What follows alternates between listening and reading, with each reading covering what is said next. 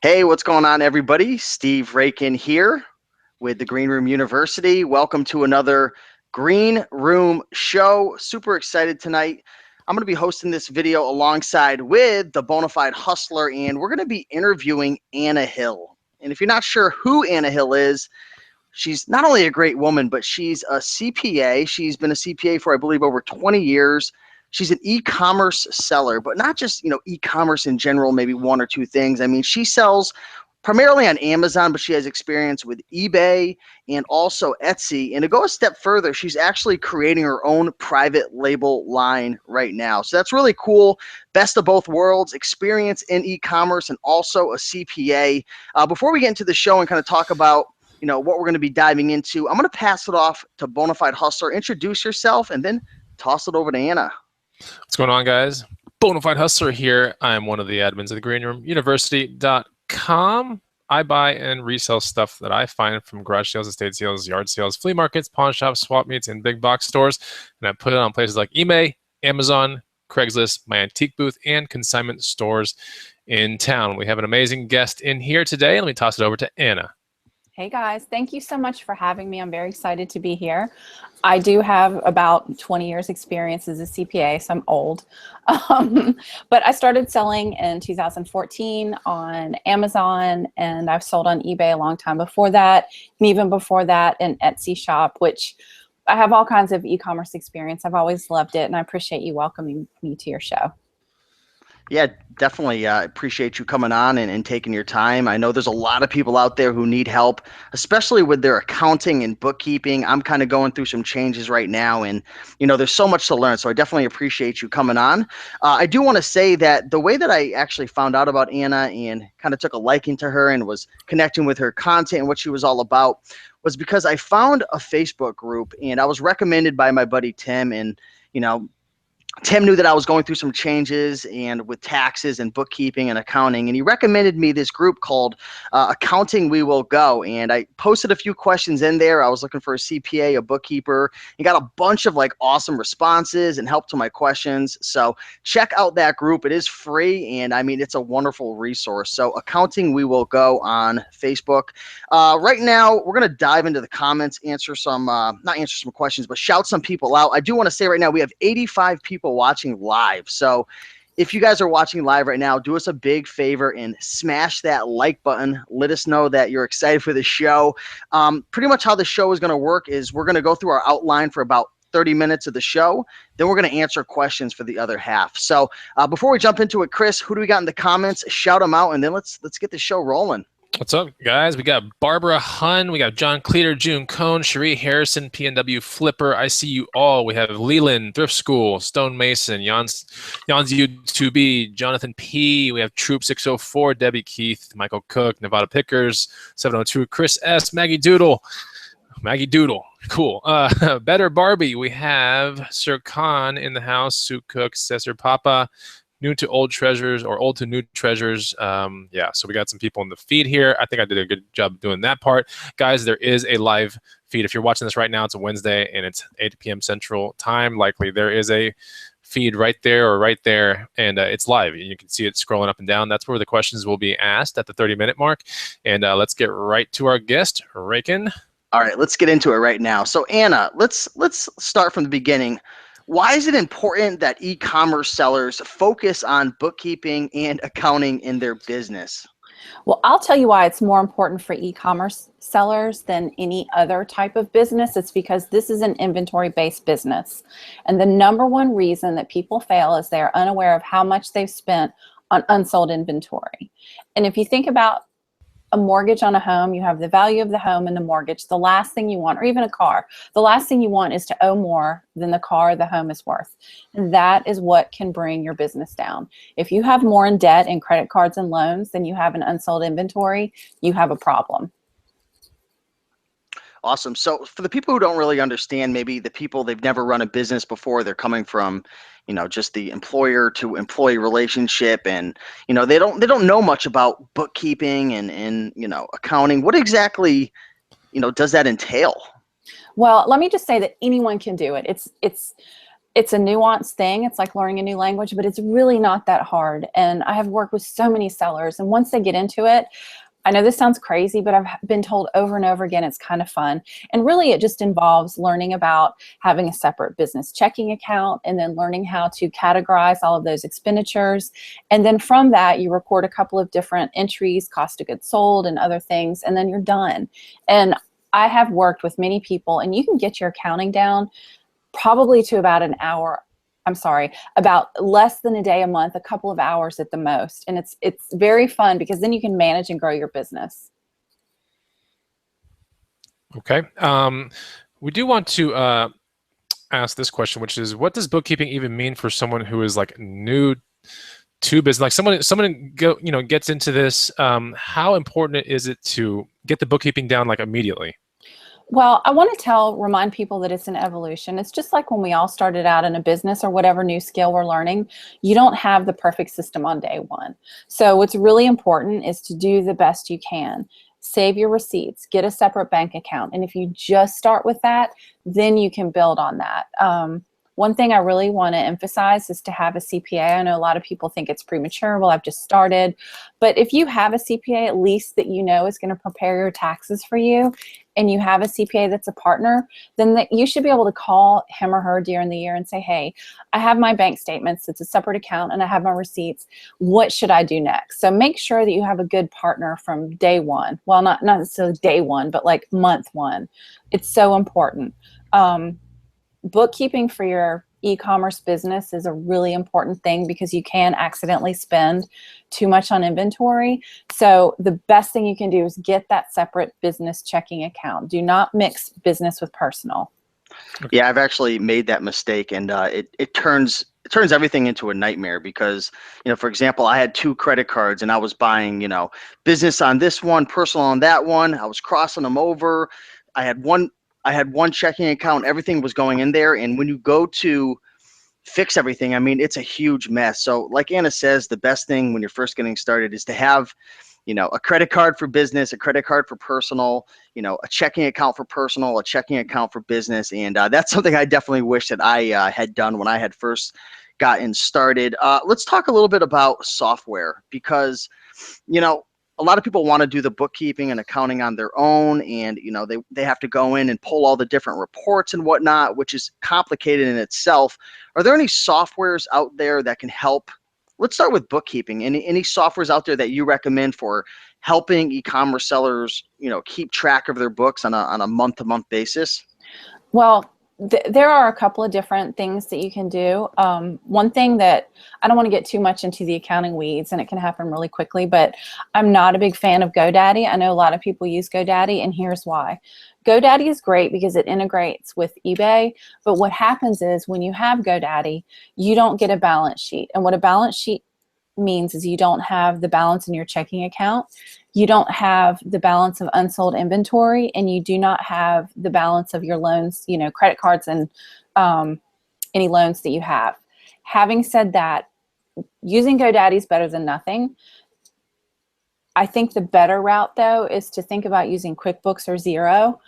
I don't think, though, when you start off day one, you need to just delve into a big accounting project. Give yourself permission to spend maybe 3 or 4 months, just kind of get used to how the system works, learn how to do listings on eBay or Amazon, whatever it is that you're doing.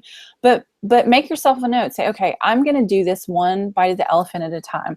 The first thing I'm going to do is start making some money. But in the very near future, 4 to 6 months, I'm going to make a note to get my accounting in order. And that's when you want to make sure you have a CPA and think about QuickBooks or think about Xero or something like that. I've got a question. Yeah, Chris. sorry, let me go back to one of her previous points, which is, if I understand you correctly, the main goal of bookkeeping is so you can focus on your business, right? And you can actually do what you do best, which clearly none of us are professional accountants, or at least resellers are just really good resellers, but they're just on the side. It seems like this is where they outsource this kind of stuff, right? When tax season comes, everyone gets CPAs and bookkeepers, and that's just how it works. I do have a question for you, and that is for the people that might be late to the game. Would you advise to start on January the 1st and start visiting your banks tomorrow and getting these things lined up to where you go 100% active on January 1st with business checking, business credit card, you have all these things lined up where the separation is completely occurring? Because I have a feeling that the people on the show, some of them are intertwining, kind of like what Raiken said, right? And they're mixing things up, and it's getting to be kind of a mess. Would you say start right now, like November 1st, or would you say, you know what, a good idea is to start January 1st, go visit your banks and start getting these things open and these accounts opened up and all that kind of stuff? What would you say to that? Well, I think that's a really good question. I think, we're so late in the year now, and this is a big money-making season. You really have to prioritize and say, okay, if I already have a mess, am I just going to live with it for another 8 weeks? If you are going to take that approach, then make the commitment January 1st to really do it. Having said that, a lot of softwares, QuickBooks and Xero, import historical data, but they will only do it for 60 or 90 days in the past. So maybe you say, all right, I'm not going to get the whole thing set up and running, but at least in the next week or two, I'm going to take the time to get my banks automatically feeding into the software, so I'm not that much further behind on January 1st. Okay. And then on January 1st, you can start. But I tell people this all the time. If you do want to start evolving your accounting system and using a software program, it's really good to start on the first of the year, because what you do is you're going to have, for example, the tax return for 2016, and you're going to build on those numbers for 2017. It's a little bit reversed because we all know on January 1st, 2017, you're not going to have your tax return done, but you can at least start. And I think it's a good idea to start at a year cutoff. Okay. Awesome. So let's talk about some of the other big mistakes that you see e-commerce sellers making when it comes to their accounting or their bookkeeping. And we're going to dive a little more into some of the other issues in a little bit. But are there any other really big things that stick out to you? I mean, obviously not having a system in place, first and foremost, not hiring a CPA, not having separate checking accounts and credit cards, whatnot for your business versus personal. Are there any other big things that really stick out to you that, really make people's lives difficult a year or two down the road? This one might surprise you, but I hear this more often than anything else. And it's not having honest discussions with your spouse or your business partner. Because if you're in a marriage or if you're in a business with another person, it's really important to be very straightforward about what the goals are. And I actually hear this more often about someone who is married and they really want to do this business, and then their spouse is like, why are you spending all this money? And I think that can cause some friction. So having open dialogue and partnering with your spouse or your partner about what you're doing is really important. Yeah, that's definitely key right there. Let's dive into bookkeeping a little more.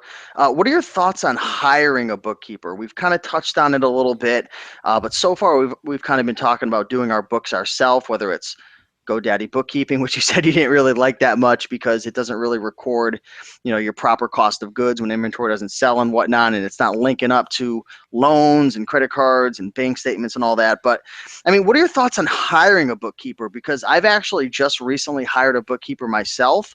Now these bookkeepers are kind of a little more advanced in the sense that it's a CPA I'm working with, so it's almost like a bookkeeper / strategic partner that I'm going to be working with. What are your thoughts on bookkeepers, strategic partners, whatever you want to call it?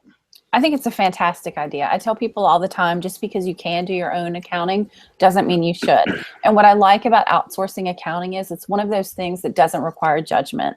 I mean, there is some judgment involved, but think about this. If you're an Amazon seller or an eBay seller and you're thinking about buying inventory, you have years of experience and you have intuition that tells you if that's a good buy or not.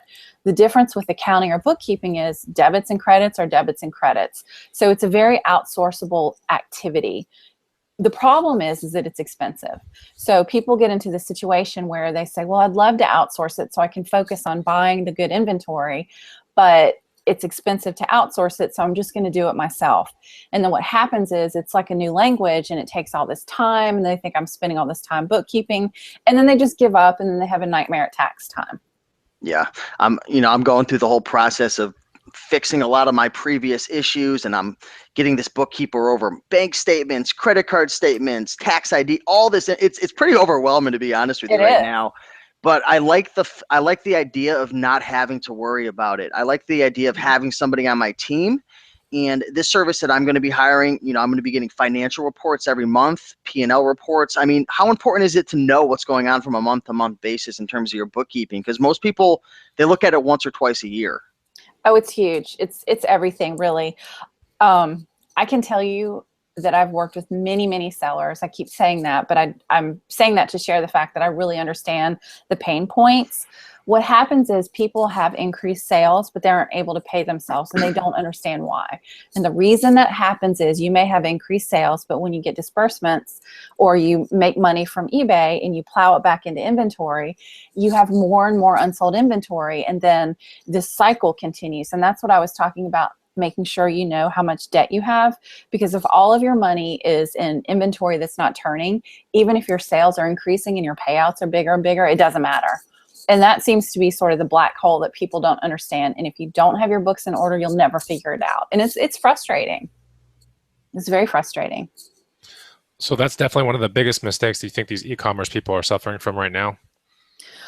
Oh, absolutely. And, again, I don't judge. If someone doesn't want to have their books in order, I don't care. But I have never, ever, ever talked to a successful seller who said, I am so glad I didn't have my books in order. Let's echo in on that. There's a question here. What advice would you give to someone who has an accounting mess now and they feel super overwhelmed? And I can't imagine that, because now we're going into fourth quarter, and if you're feeling overwhelmed now, you're really going to be overwhelmed in like a month. So what advice would you give someone like right now that has an accounting mess already, that they're starting to dread the end of the year? What's the first, or do you have a 3-step kind of thing that you could tell people, like, step 1, do this, step 2? What do you think? Well, step 1, you're not alone, because it happens more often than you think. Doesn't mean it's okay, but you're not alone. So don't feel bad.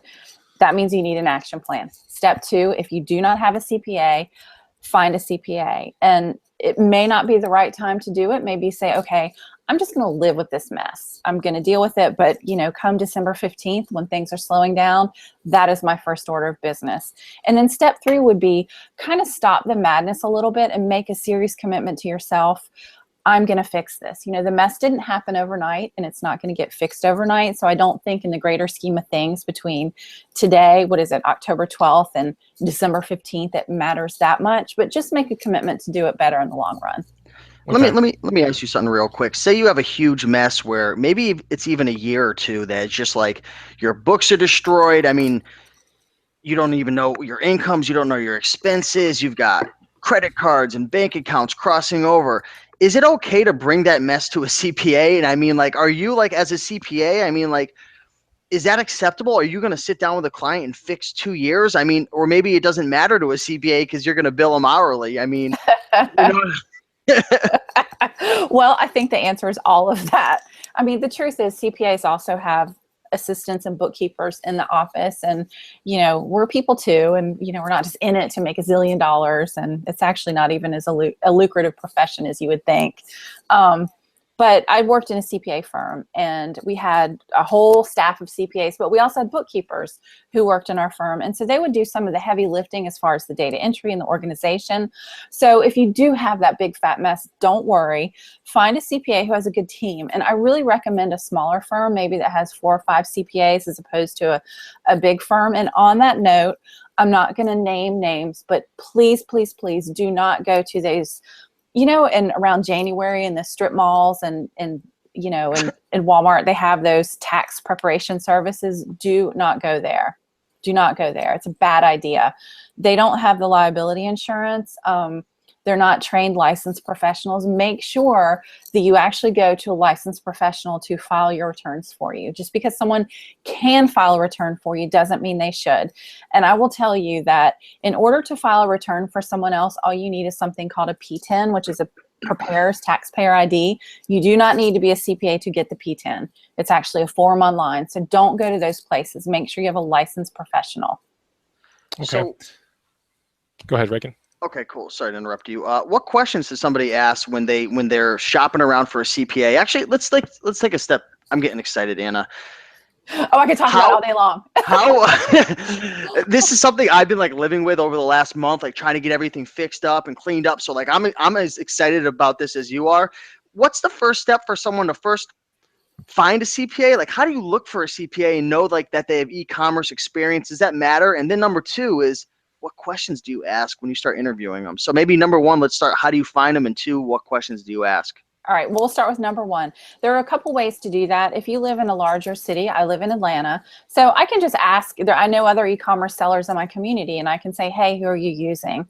And I can get referrals that way. Having said that, it's not necessary to have a CPA who has e-commerce experience. It does speed up the learning process and the working together process a little bit.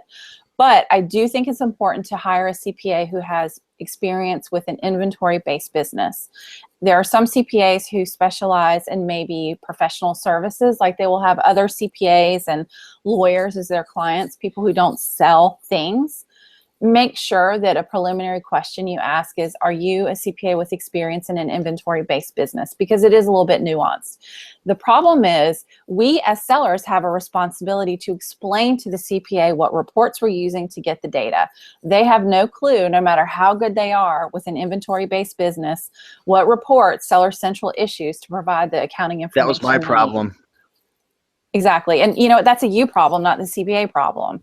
So our job, and whether or not we have a CPA to prepare our tax returns, we need to understand there are 3 or 4 really important reports that we need from Seller Central. And that's just part of having a business. If this was easy, everybody would do it.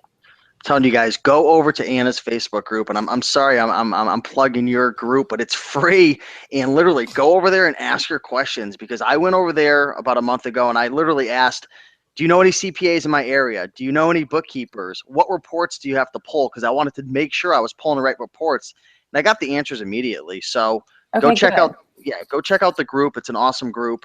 Bonafide, what do we got? Yeah, the group is Accounting We Will Go. If you guys need this, because we dropped it when there was probably like 100 people watching. We have 220 people watching now, Anna. Welcome, everyone. It's a big show. Guys, do us a favor.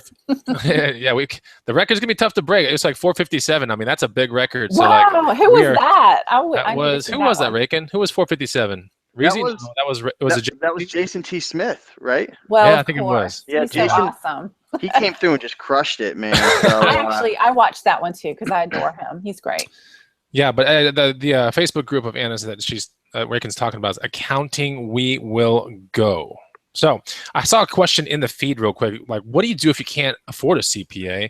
And what are your thoughts on what should the cost be and the advice to get this CPA? Like, what's a reasonable kind of cost? Is it an hourly kind of thing? Or what are we paying CPAs exactly for, Anna?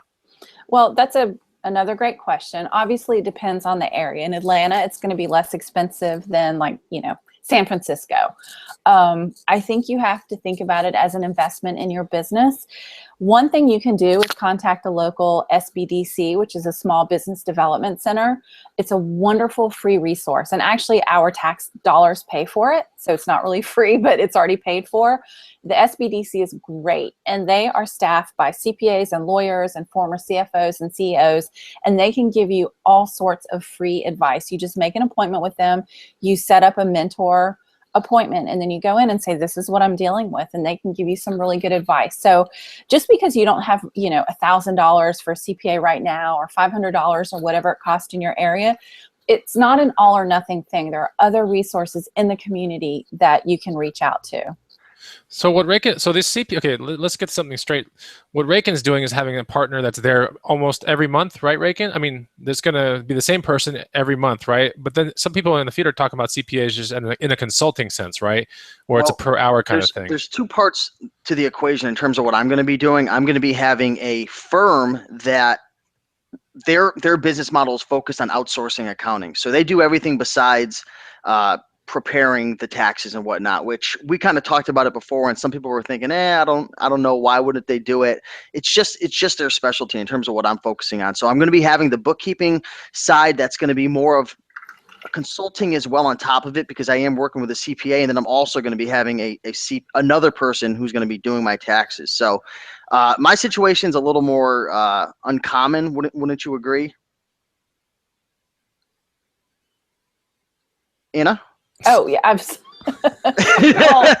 yes, I thought you were thinking like, wow, like hold on, I gotta think. Is that? Well, what I was thinking, what I was digesting it, but then also I thought you were talking to him because I don't know all the details of your financials. So, but yes, I think as far as that, it's almost like you're hiring a CFO, but then you also have a CPA for you. Exactly. Yes. Let's see. Any more questions you want to ask, Chris, before we jump into the green room and start answering some questions? Yeah, let's try to blast. You want to blast through the rest of the outline, then just go straight questions after that? You want to do that I way? think we've pretty much blasted through it. I'm looking. I Okay. mean, this thing has been destroyed. All I right. mean, this outline. Gone. All right. Yeah, let's get into the green Conquered it. room real quick. We have a green room priority on the questions, especially for this show. So I'm in the green room right now. First question from Maria Bevy. For someone who's starting to resell or someone whose books are a mess, where should that person start in or start in their bookkeeping? What tools? So, okay, let's go back real quick. Let's just kind of summarize this. What tools or software is a must? You're saying not so much GoDaddy, but QuickBooks, correct? I agree. GoDaddy's better than nothing. And I really, again, I try not to judge people with their choices. I just want anyone who uses GoDaddy to understand what it doesn't give you. But it's fine if that's your choice to start out with. Just remember it's an evolutionary process. So what works today is not going to be what you need next year. If you're just starting out, I already said it, but I want to emphasize it again. Make sure you have a separate business checking account. The problem happens when a lot of people can't get a business credit card because it takes a while to get business credit. So even if you have a separate personal account that is just for business and a separate personal separate personal business credit card that is just for business, do that. It doesn't have to be business, that your business credit gets it, but make sure they're separate. That's the best thing you can do.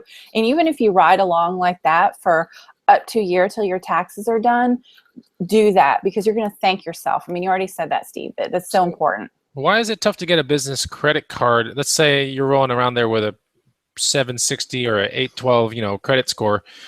Why would it be tough in that scenario? If you're top tier personal credit, like how would that be? Would that affect you in trying to get a business credit card? Well, because the business is a different entity than the person is. So it also depends on the entity structure you have. If you're a sole proprietor and you're filing a Schedule C, it's not a big deal. But if you're getting into an LLC or an S Corp or C Corp, it's a completely different thing because you have a separate entity with a separate taxpayer ID, and that is who has the credit, not the person. You can have a personal guarantee, and there's all sorts of things that you can do to get the business credit card, but it gets complicated really quick. Okay. Next question comes from, let's make sure, from Polly Piasecki. Says, I have inventory I bought 2 years ago, but I haven't listed.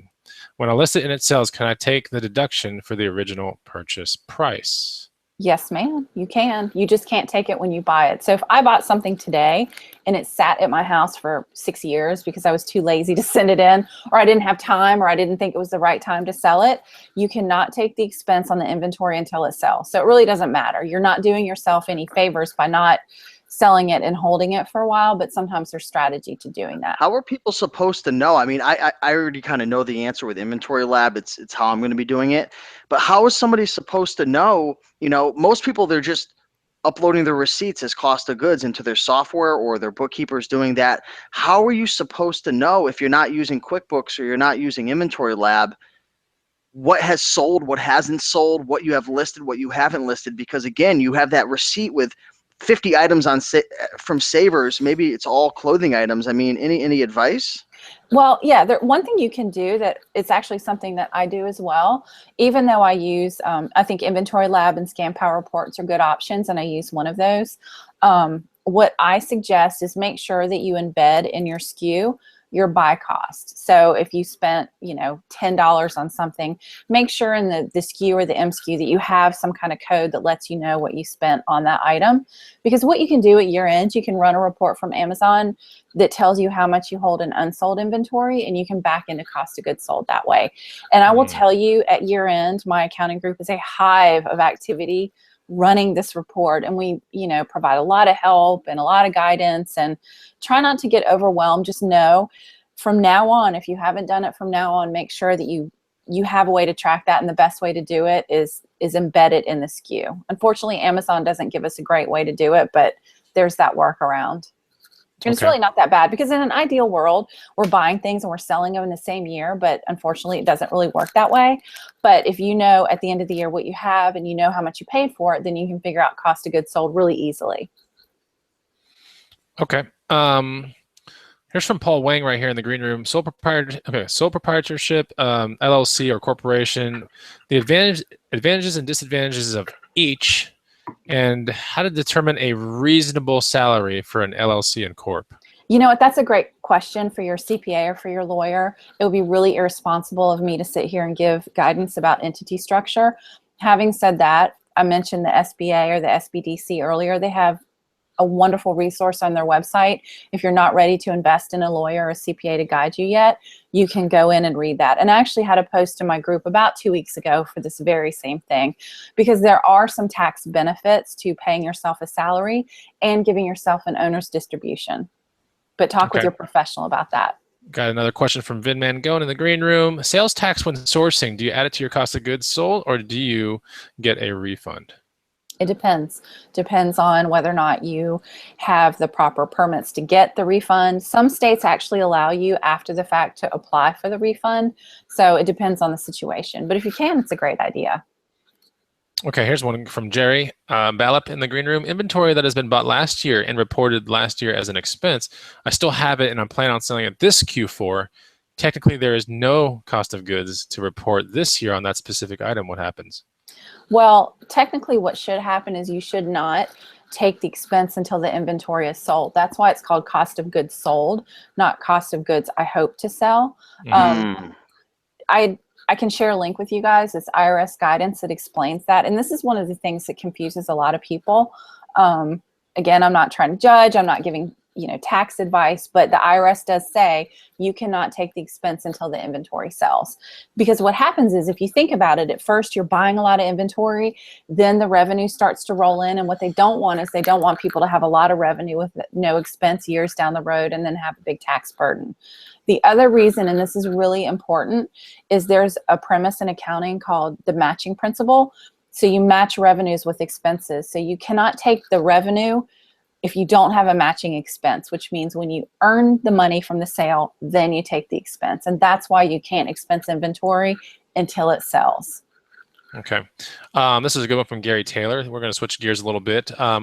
What expenses from a home office or an internet, electrical stuff, cell phone can be used when calculating overall business expenses from the year for the year? So does this state this is just a federal level, right? Your answer to this one?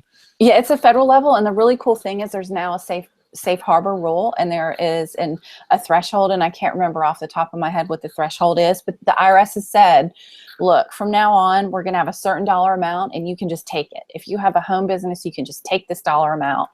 Anything beyond that, calculations like square footage and percentage of this and that are up to the discretion of you and your CPA. But look in my group. Again, I have a big post about the safe harbor rule, but it's definitely worth considering, because what it does is it removes judgment. You can just say, I'm going to take the safe harbor rule and I'm not going to worry about it. If that's so when did the choice. safe harbor rule come into play? When did that come in? 2016, 2015, 2014? No, I think it was 14, maybe 2012, 2014. Again, I don't do taxes. I actually hire a CPA to do my own taxes, because I think it's really important to have a professional who is current on all of these nuances. But I think it was maybe 2013. It wasn't this year. It was in the last couple of years. Because I've been doing the square foot thing, obviously the electrical bill, the cell phone thing. I mean, now look at the safe harbor. I think it's 1,500. I cannot remember. I'm sorry. That's why. I bet you that's why my bookkeeper told me not to, is because it was just 1,500 and there's a whole lot more. Yeah, if you can substantiate it, but no one should be afraid to take an allowable deduction. But anything that you do take that involves a calculation, make sure you have good records, because you're inviting questions if you don't. Exactly. Okay, so from Paul Johnson, there's no business license required here. Everything is on my personal tax. What kind of business deductions can I take and how? Okay, so besides the stuff we just talked about, is there anything else that's like business deductions that someone can take on a personal tax return?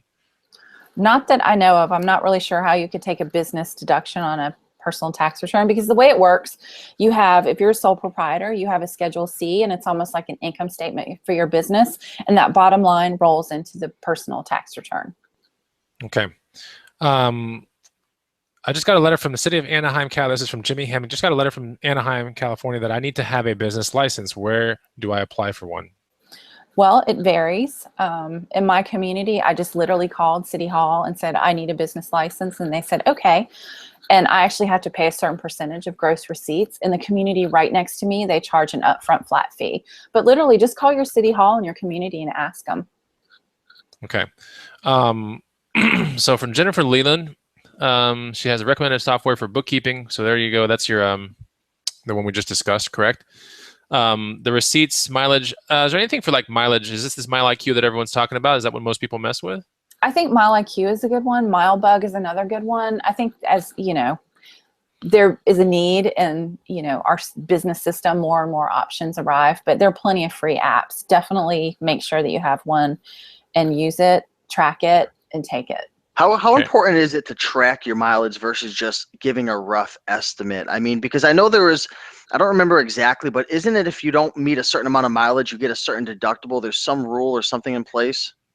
Well, I don't think there's a safe harbor for mileage, but let me tell you guys a quick anecdote. I used to work in a firm and I worked in the tax dispute department, and my job was to help taxpayers who had an IRS audit going on. And we had a client, she was, there's a lot of filming going on in the Atlanta area and in Georgia, the huge film industry, Walking Dead and all of that. And she was an extra.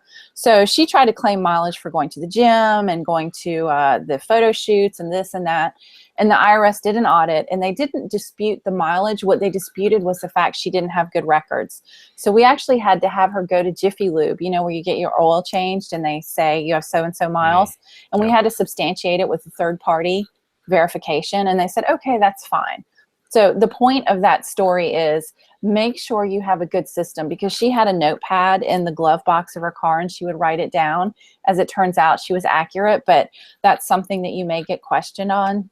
Another question I get is, all right, let's say I'm going to pick up my son from school, but I source on the way and then I go to the grocery store. What happens when you have personal and business mileage mixed up in one?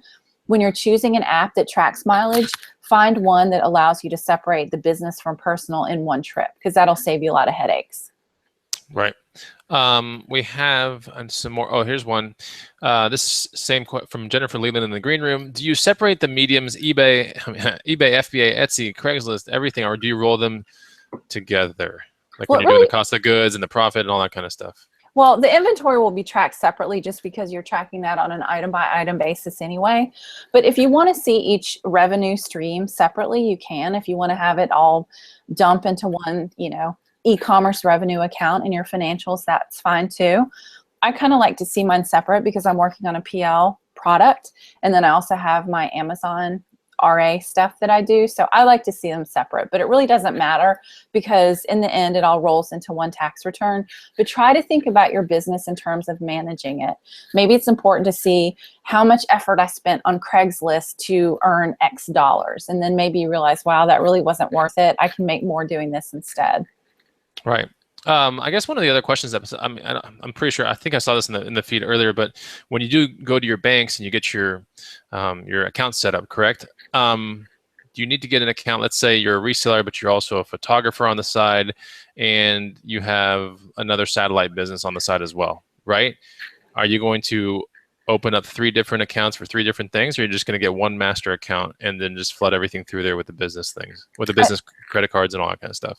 I think as long as you can differentiate, then you can have one account. You have to, I'm saying the opposite of what I just said, but in this case, think about your tax return, because if you had a photography business and then you had an Amazon business, you don't ever want it to look like you were trying to expense photography equipment that was really being sold on Amazon.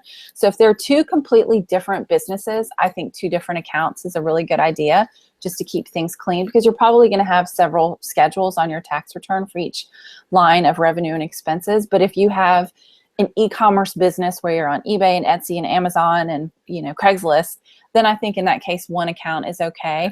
The issue is really good bookkeeping as time goes on, because we all know there's nothing worse when it's, you know, February or March and you're doing your taxes and you don't remember what happened in, you know, July the previous year.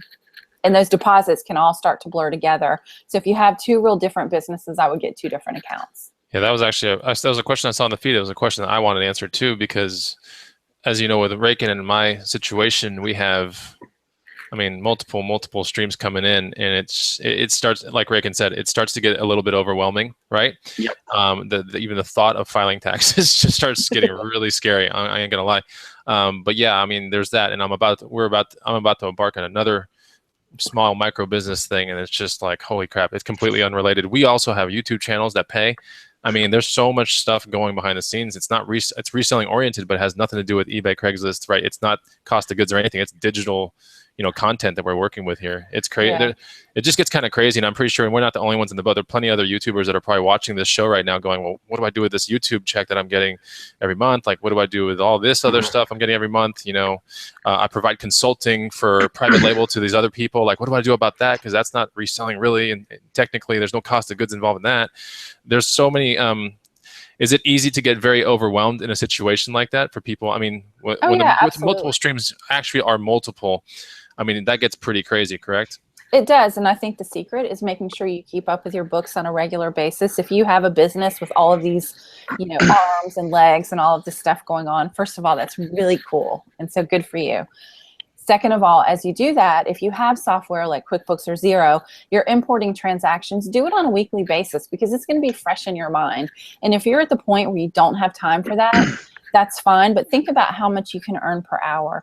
Do you save by doing your own bookkeeping, or do you save by sending that out and doing the things that you're really good at? And I would imagine it's probably gets to the point that it's just better to hire a bookkeeper. You can always oversee their work, but it's definitely worth considering outsourcing. And that's why I really like the point you made earlier, Anna, where you said, you have to look at it like it's an investment, because it really is an investment. And you've got to ask yourself, and I ask myself this question, what am I best at doing? What generates money in my business? I looked at all my revenue and I said, what's bringing in the revenue? Is it me doing my books? Is it me trying to figure out and import all this stuff and then spend hours and just try to like fix this nightmare at the end of the year? And I said no. And you've got to ask yourself, what's your time worth? And especially for myself and Chris as well, I mean, anyone out there with multiple streams of income, having a bookkeeper, I think it's a great idea. I wish I would have done it earlier.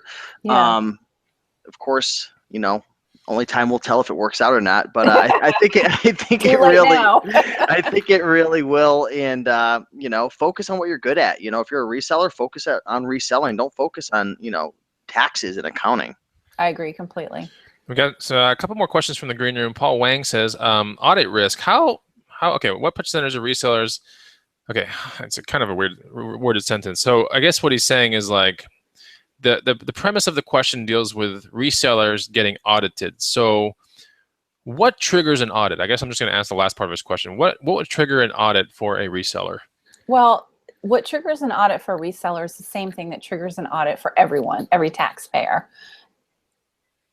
One thing that can trigger an audit is certain activities that would call or cause the IRS to maybe wonder what in the world's going on. And the state can do audits. I have no idea what those are for the IRS or the state as far as resellers, but I can also tell you that there are random audits that they do, and they just choose randomly, like literally almost out of a hat. So, you can only do the best you can do, which is why if you hire a CPA to do your taxes for you, should something happen, they're going to be there for you. Honestly, there's probably a cost for that, but you can get audited randomly just as easily as you can get audited for, fudging on your tax return or for taking deductions that are perfectly legitimate, but just raise the eyebrows of the IRS. And I'm not qualified to comment on what those are. Okay. One last question real quick. I love this question. Brandon Rogers says, when buying from a yard sale, what is the simplest way to record the transaction? I was just going to ask this question. I can't.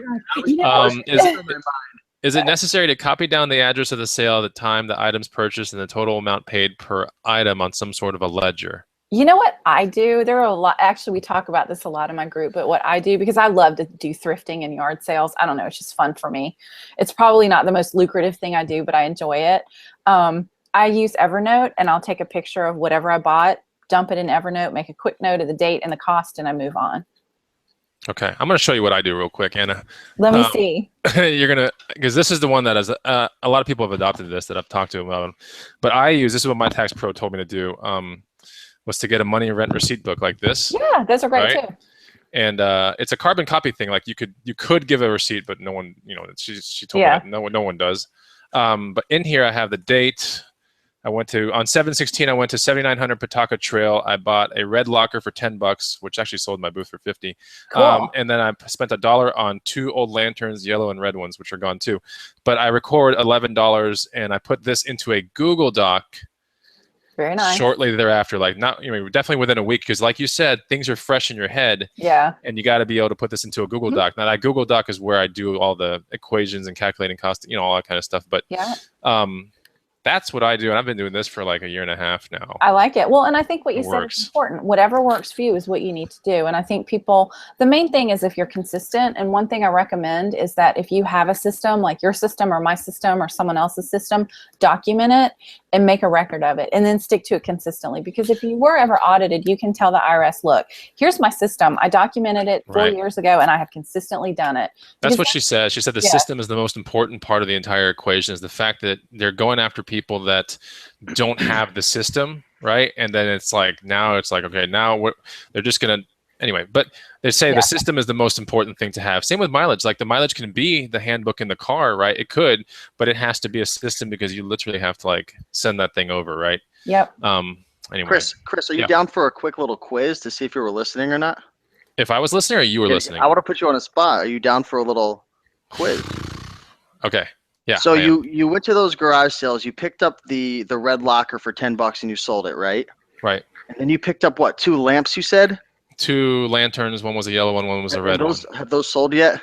The yellow one is gone. The red one is, I think, gone as well, because I just put 5 other lanterns in my booth like a week ago, and one of those 5 is gone. So one of them hasn't sold yet? No, both of those have sold from the 7/19. So everything's sold that you bought? So for 7/16, that was the day that Jameson and I rode along on the video. Yeah. So let's pretend that one of those lamps didn't sell, right? Right. And it still hasn't sold. Which one of those could you write off as an expense, and which one are you going to have to wait to write off as an expense? Because Because so like I tag these in the booth with a certain number. Like I'm up to like 2,800 and something on my numbers right now. So I've literally in the past, since my booth has been up and running, I've sold almost 3,000 items through it. So my question is, if you haven't sold an item, can you write it off as an expense or not? No, I don't even know. No way. Yeah. Good. Why? Anna, did he get nervous? He did. No, I didn't get nervous. I'm just trying to figure out what your question is. But no, you can't. Absolutely can't. I mean, if it hasn't sold, it's sitting there. Question, and you spun it out into something. No, man. Okay, I didn't understand your question. I was like, I didn't see that if you were grilling me. You have a bad way of grilling, dude. Sorry, man. You panicked, man. Anyways, let's dive into the YouTube questions. Let's do it. Because we just answered the green room question. So again, if you guys are in the green room, we like to give those guys first shot at the questions, because I know Anna's a hot commodity right now. So, that's right.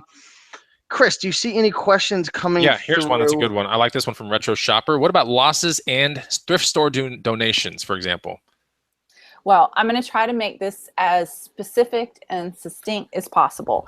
What happens is people buy inventory and it doesn't sell, so then they donate it and they get this, write-off of, I don't know, $20 from Goodwill because they gave it back to Goodwill.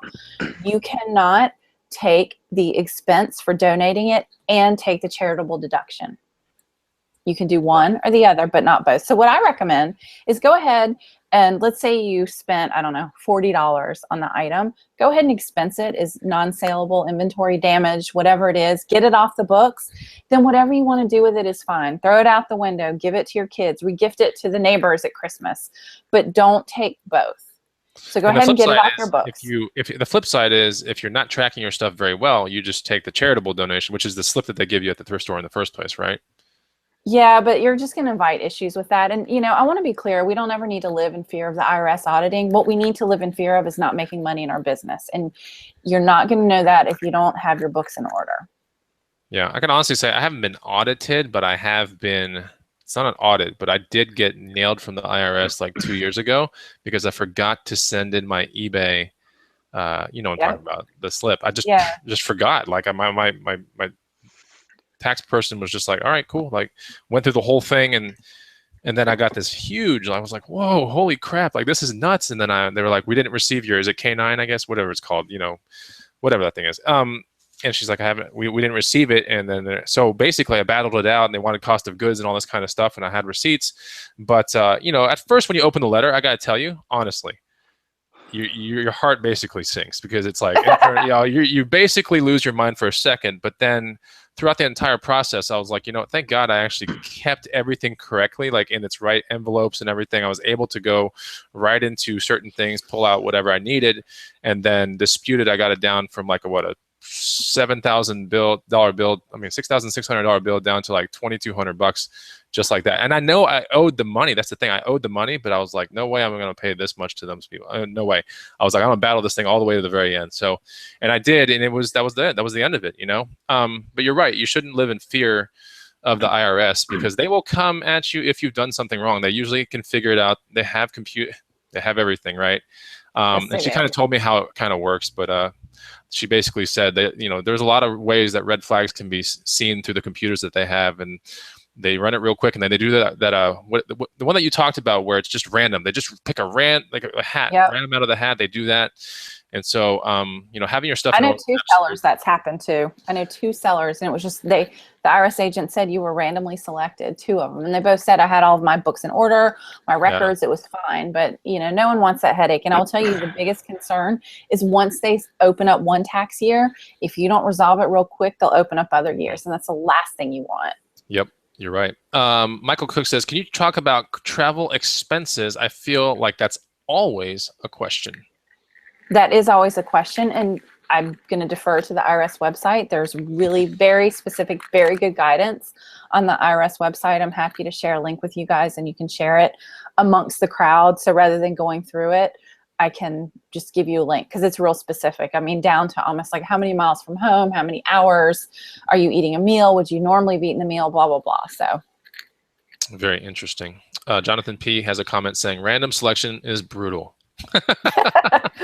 He probably has a friend who knows. Sorry, that happened. Somebody asked a question about how often should you sit down with your CPA? Is it once per year, or what do you recommend? Maybe a little bit of strategic planning in the beginning of the year. What are your thoughts? Yeah, I think more than once per year. I think at least once per year, obviously. Have a strategy planning session beyond just tax time. And then if you're doing something different, I mentioned that I'm doing some private labeling. I'm actually going to India in February to source some inventory, which I'm real excited about. So before I planned this trip, I met with my CPA, and he and I talked about it. So if you have a change in your business or something material is going on, talk to them. But I think even, if you have just a regular business and you're trucking along and doing the same old thing, tax time, and then 6 months after that, maybe in the summer, make an appointment to check in. It's almost like going to the dentist. You don't want to wait till there's a need. You want to be proactive. Okay. There's a question from Michelle Wright. What is the difference between a bookkeeper and a CPA? That's the first question. Go ahead and answer that. The CPA is a licensed professional. You get the license from the state. You have to have an undergraduate degree, a master's degree. You have to pass a test that takes 2 days. They used to not let you use a calculator, and it was all written by hand. And then a bookkeeper, you could literally not have even a GED, and you could call yourself a bookkeeper. And there's nothing wrong with being a bookkeeper. There are plenty of bookkeepers I know that are incredible. So, you don't have to use a CPA to do your bookkeeping. And a CPA is the only thing that a company can use if they're getting audited, right? They have to have a CPA is the only thing as proof, right? It's like a third party, but not affiliated with. Well, I'm not exactly sure what you're asking, but I think what you're saying is if you have a company, you have to use the CPA to do your tax returns, or I'm not sure what your question is. How someone explained it to me, but Raiken, maybe you can help me out with this, but because I think your father is a CPA, Raiken, right? Yeah, I'm not sure what you mean by your question, though. But like when a company gets, let's say, okay, never mind. Let's just disregard that whole entire. Let's just go to the next one. Let's just throw that one out the window, Chris.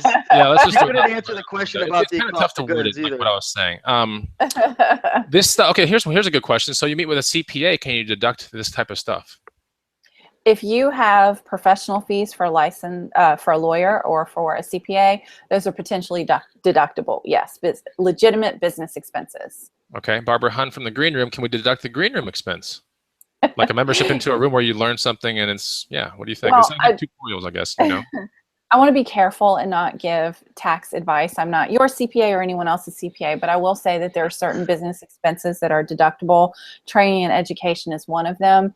You know, if you go to Hawaii for 2 weeks and you are there and you listen to one 10-minute podcast, that's completely different than an actual program that you're immersed in. And so talk with your CPA. But I think you guys understand what I'm saying. I've got to jump in real quick because I'm seeing a common pattern right now, and I've done it before in the past too. Well, there's so many questions coming in that we could just ask our CPA. Is it just me? Am I the only one getting the gut feeling? Chris, Anna, let me know what you think. Am I the only one getting the gut feeling that most people watching now don't have a CPA or an accountant? Because if you did, wouldn't you ask them? I mean, it seems like there's a lot of people who've never had the chance to ask these questions, and it's great you're asking these questions, but I'm not trying to be a jerk about it. I'm just trying to be like, we've got to take our business serious and invest in the proper tools. Get a CPA, get an accountant. Do you notice a lot of resellers, Anna, who don't have CPAs or accountants, and they're just trying to like be smart and do it on their own? I guess that's the thing I'm trying to say. It's huge because the barrier to entry in this business is low. I mean, we've all heard those amazing stories. I started with $20, and now I have a, $4 million business. I think it's really common, but what that means is you get out of the habit. You're such a bootstrapper, not you personally, but sellers become such bootstrappers that they want to do all of it themselves. My takeaway is if you are running your business based on what your tax return is going to be, you're eventually going to fall into a hole because you need to manage your business on a monthly basis. Quarterly at the very least, but monthly is ideal. You need to know how much you sold, how much revenue you made, and what all the other expenses were, and what your bottom line is on a monthly basis. You don't run your household on anything other than a monthly basis. Why wouldn't you run your business that way? So that's kind of my big picture takeaway. Don't try to get away from thinking, okay, what is my tax return going to be? I think it's great when you're thinking, wow, I could have this educational experience and take it off my taxes. But remember, even in that case, it's not dollar for dollar. You're not, $100 class doesn't mean you pay $100 less in taxes. That just means you have $100 in expenses that come off the bottom line, and it may not even move you to a different tax bracket. Can I jump in real quick, Chris, with one more thing? Because I'm looking at the comments when I made my little jerky remark before. Some people were saying, like, it's hard to understand my accountant. And I've had experience, too, in the past. I mean, my father was my CPA for the longest time, and he was great, and he kicked butt and helped me out a ton and without getting a big bill. So I definitely appreciate him. But sometimes, like, I've noticed, it's hard to understand what they're talking about because as an accountant and a CPA, and maybe you could relate to this, Anna, like, you've gone to school, you understand it, like you've studied it, but sometimes like as just a normal person, like these things that maybe to you guys as CPAs seem simple, to us, it's way over our head. Like, what do you do if, what's your advice to someone who's in a situation where their CPA just talks too fast, they expect you to know everything, they're just going a million miles per hour. It's hard to understand, and they're not taking the time and giving you the patience to walk through, each step. Because I saw some comments coming in about that from some people. Any advice for that? I have 2 suggestions, and the basis of my suggestion is we can't change other people. We can only change ourselves. So that means in that situation, and it happens a lot, number 1 is educate ourselves about small business basics. Maybe that means taking a quick class. Maybe that means going to the SBDC. And the second thing is consider getting a different CPA. Before you do that, it is my experience that CPAs really like to teach and help.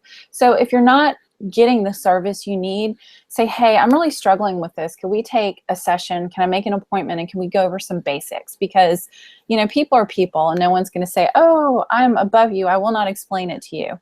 I don't think that would happen. So it's our responsibility to assert ourselves and say, this is what I'm not getting and this is what I need, because we can't change other people. We can only change ourselves. You could learn so much just by interviewing CPAs. Like, call up 3 or 4 or 5 of them that you want to talk to, that you like, and just ask questions. Like, I've been learning so much as of late interviewing CPAs and bookkeepers. Like, my education level went from like a 4 to like an 8, like overnight. So awesome. Good. Great point. I have a list of questions in my group if anyone's interested. Potential questions. I think it's like 20 things, maybe 30 things you can consider asking a CPA, because I think that's another thing that happens. You just think, oh, I need one. I'm just going to ask my friend or neighbor who they use. And then you just assume that's your only choice.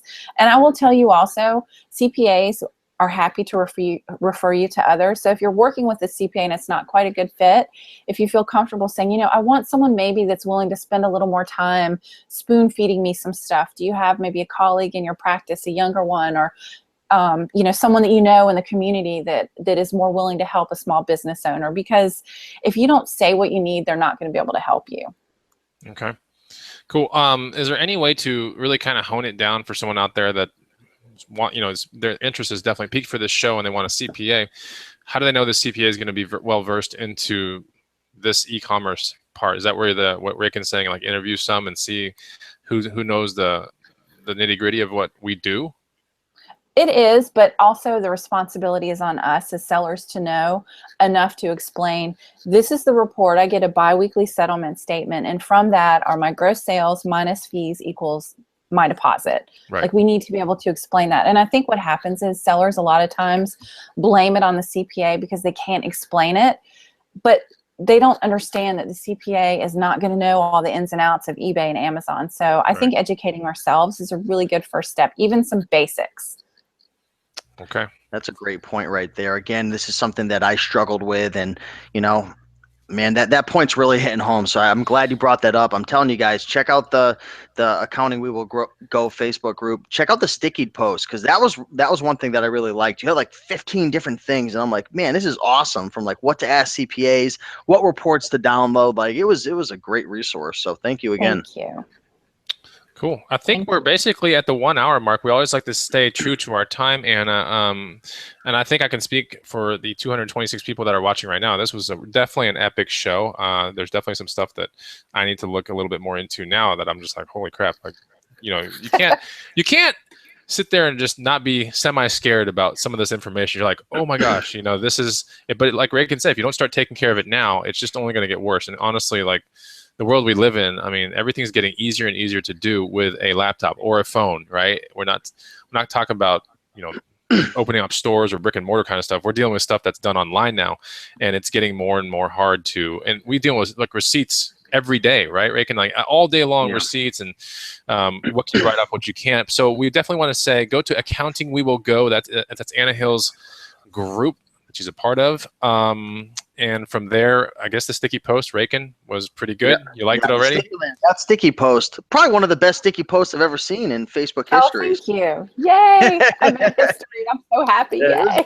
It was really good, because I was so overwhelmed, and like, you know, that's one of the problems with the internet. Like, we've got so much information at the tip of our fingers, but at the same time, it's like, who can we trust, right? Like, what information is good, what information is bad? And like, I heard a lot of good things from you, from Jason T. Smith, other sellers, my buddy Tim, and man, just very thankful for that resource. So definitely appreciate you and your time and everything you're doing. And, you know, you guys be sure to go check out the group, check out our website. I mean, we've got some links down below in the description as well. And, you know, maybe we could have you on again when we get closer to tax season, because I'm sure. Let's do that. That's a great idea. I'd love to, because that's when people really get in and they're like, okay, now I know what my questions really are. Yeah. People are going to get excited right now, but most people are probably still going to wait till the last minute, even though. Of course, I know. We're gonna have episode 2 when we all get audited. When a vast majority of us get audited, we'll have episode 2. No, we want to tell you thank you for your time. One last request from the people that are watching right now: hit the like button, honestly, and more amazing green room content is going to continue next week. We have Dumpster Marcus at 8 p.m. Wednesday. So yeah, Dumpster Marcus is going to be on the show, and then after that, we have some kind of fun shows planned, and you'll see what we're talking about. But anyway, the Anna Hill show is coming to a close. Make sure to check out the group Accounting We Will Go, and check out the links down below that Raiken was talking about, and that's where you can find Anna Hill. Thank you, gentlemen. I appreciate it. Bye, guys. All right, guys. Thank you. See you next week.